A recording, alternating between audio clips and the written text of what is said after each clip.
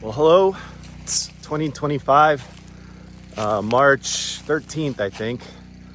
I haven't made really any videos this year because I figured it was kind of redundant from what I've put out in the past. But now that I'm on the end of my season, I figured I'd do a little snapshot of what I got going on and post that up and let people know how it went this year. We went through a pretty interesting change here. We went from full winter last week, had two different snowstorms, almost hit 0 Fahrenheit, of course. And now here we are, middle of the following week, and it's gonna be pushing 70 degrees and freezing is pretty much over. So for maple syrup, that means your season's over. The good thing is, I'll knock on wood here a little bit, I don't think I'm gonna go buddy this year because we had it actually pretty cold and snowy, and now it's going right into spring. The trees are just starting to change, so I think I'm gonna be able to skip processing a bunch of sap. That's bad, I hope. But today should more than likely be the end of my season. I'm gonna plan on running what I've got and then probably pull my lines and let them drain on the ground from here on out. This year is a little bit different. I almost doubled my tap count, but what I had to do that was run lower tanks and pump sap from the lower part up to my sugar shack, and that's what you hear in the background. I'm gonna shoot the camera around here so you can kind of see what I've got going on. I've got a fairly cheap Harbor Freight pump. I think it's a 1-inch pump, and it's actually worked remarkably well. And I'm pumping up about 100 feet. So let me pan down here. You can see I took an old logging road, which kind of goes over here. I spruced it up a little bit so I could get down there. I've got a couple totes down the road, and then I've got that green line running there, which I'll talk about in a minute. But from these totes, I am running it to a pump by that gas can over there. It runs up this hose. I've got a quick connect so I can get through the road if I need to, and then up the hill past the old scrap pile of logs to my sugar shack. And the way this works is because I used up pretty much everything that I could run to the sugar shack tanks with gravity, I now have to run that pump. And to do that, I'll walk over here and show you. What I had to do is run what's called main line. So it's, in this case, 3/4 inch line that my 3/16 tubing goes into. And then that 3/4 inch line can carry all that sap down with gravity to those tanks. And here's how that looks. So I've taken some high tensile steel fencing, and it runs all the way up the driveway there at a consistent slope. Tie it into trees and rocks and things. Make it tight by pulling it near or to nearby trees and keeping the angle good so that you don't have any holdup in sap that would end up going bad. And then you've got traditional lines coming down the hill, and they go into what's called a saddle. And one thing you'll notice, I didn't use the right tie downs. I should use stainless steel, so I'll have to change those out next year.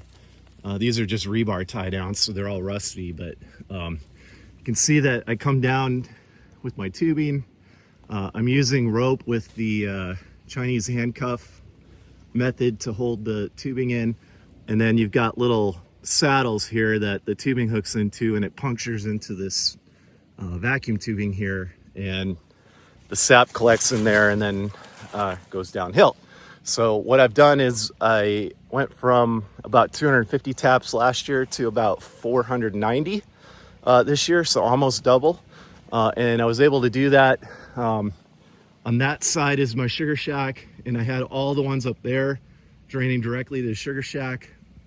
this whole section here, because of how far away it is, I couldn't drain it directly, so that is all going through this main line.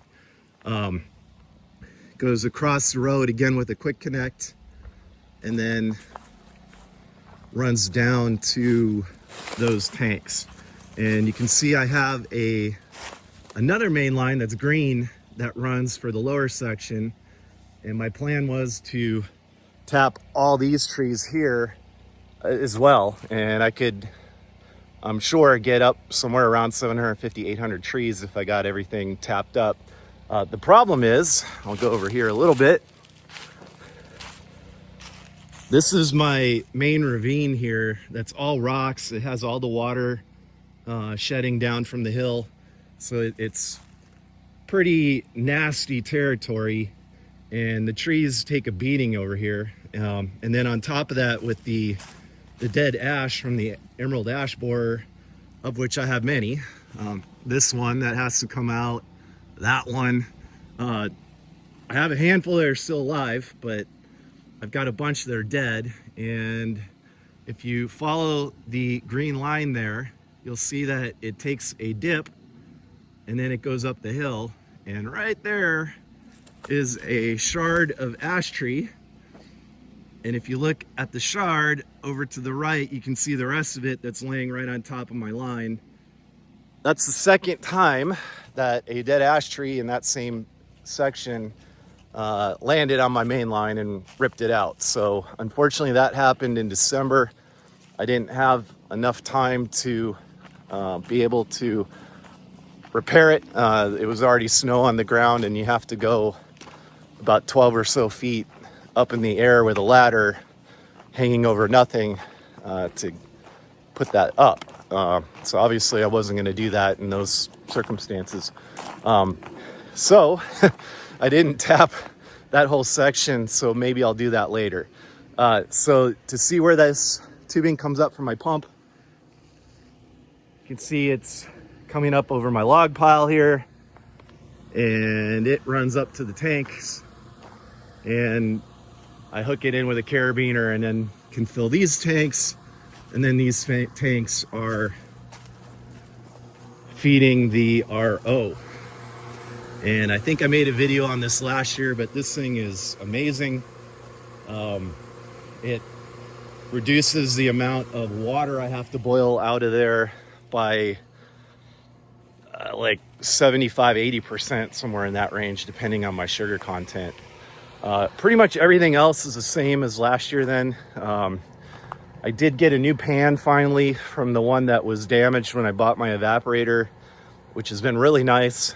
This year I haven't had really any mineral content build up at all, which has been great, so I haven't had to clean my pans up. I'll go in there in a second and talk about how my season has gone.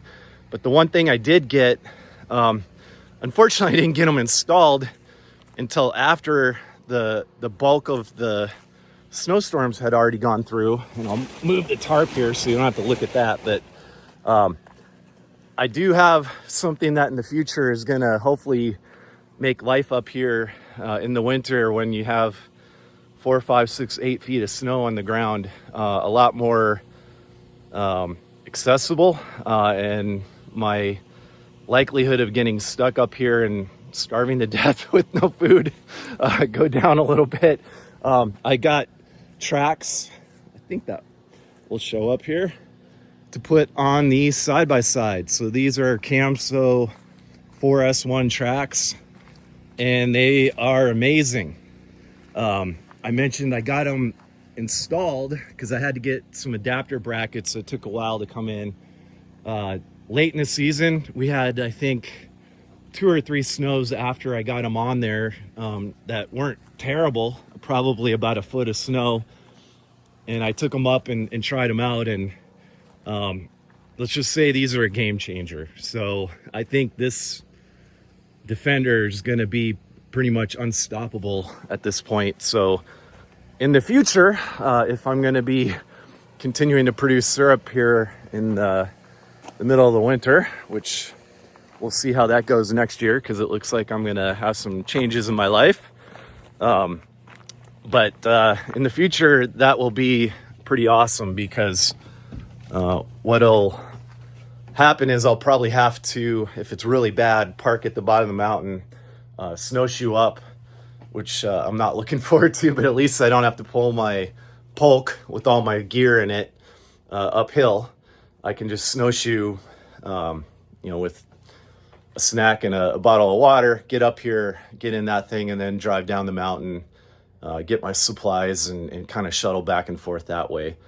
Even better it would be if I can make a friend at the bottom of the mountain, and they'd let me park that thing there, in December when I leave, before they shut the gates and everything, and have it ready to go when I actually pull up, January, February kind of time frame. How well have I done? I'll make another video when I get home, but I ended up purchasing my friend's finishing operation from his wife after he passed away last year, and got that set up in my wood shop temporarily. So once I get my barn up here to get my tanks under roof, which hopefully will be this year, but we'll see, I will have my RO in there, and then also I'll put my finishing operation in there, so I can do everything here on site. But I did get that set up. We've already bottled the first batch and kegged off a bunch of material, and ended up with about 35 gallons. What I've got right now is all these coney kegs and some beer kegs. Some more over there. Another one outside, but I think I've got, 40 gallons in coney kegs and another 15, I think technically 15.6 in beer kegs, because they hold 5.2 gallons specifically, and I can fill them all the way up to the neck. So 35 plus another 40, so that's 75, and then another, call it 15, so that's 90-ish. And then I've got a bunch in the evaporator. I'm not sure how much finished syrup it holds. I think it's about 40 gallons of sap when you fill it. The front's probably got a good 4 or 5 gallons of syrup level kind of stuff, and then whatever's in the back pan, obviously you got to boil it down more. And then I'm on my last run. So as I mentioned, the weather has really gotten nice, which is pretty much the death knell for my maple season. But between what I've got in the tanks up here and the tanks down there, I think I have somewhere around 600 gallons of sap that hopefully is still good today. Definitely gotten cloudy versus the nice clear sap that you get in the middle of winter, which is also a sign that the season's coming to an end. But 600 gallons, that will be, roughly 10, 12 gallons of syrup-ish. We'll see. I just had my best run ever 2 nights ago, where I made 15 gallons of syrup in one shot. So we'll see how it goes today. But between what's in the evaporator and sitting up here, there's a really good chance that I'm going to break 100 gallons this year. So last year I did around 50. If you remember, I lost all my tanks to the broken pipe. If you saw that video last year, and ended my season losing, around 600 or so gallons down the hill. I think I ended up with one more boil after that with the kind of jerry-rigged setup that used a bunch of old tubing and whatnot to get it to continue to run. But this year, hopefully I'll go out with a pretty good bang here. Hopefully I don't have to run until 2 in the morning like I did the other night, but I'll take what I can get. This may be my last big production year for a while, but so far it's been pretty good. A lot of work getting those new taps in, getting all this stuff processed. I'm probably I'm approaching where I would like to be if I can continue to put the same amount of effort into this. I'd like to get those other trees tapped, maybe get up to 750, 800 and I think that'll kind of be it in terms of where I aspire to go. That kind of matches my equipment pretty well. What it means is that I run more often, not bigger batches, but I just run it more often. So right now, well, last year I think I went running every 3-4 days. Now I'm kind of running every other day, generally. If I put in some more taps, that would be running every other day, pretty regularly with a pretty robust amount of sap. So probably where I will aspire to get to. We'll see how that happens after some changes here coming up. But so far so good on this season.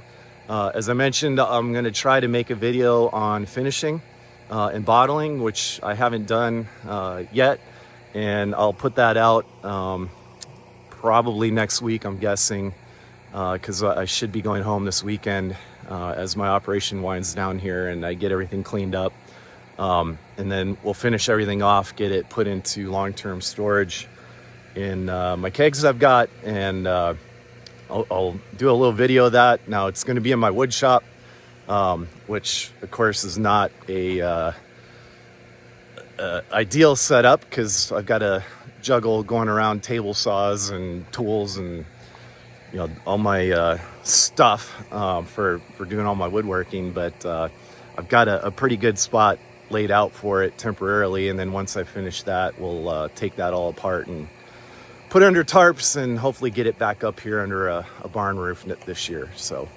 hopefully this was interesting. Just a little brief synopsis of 2025, and I'll see you in the next video on finishing.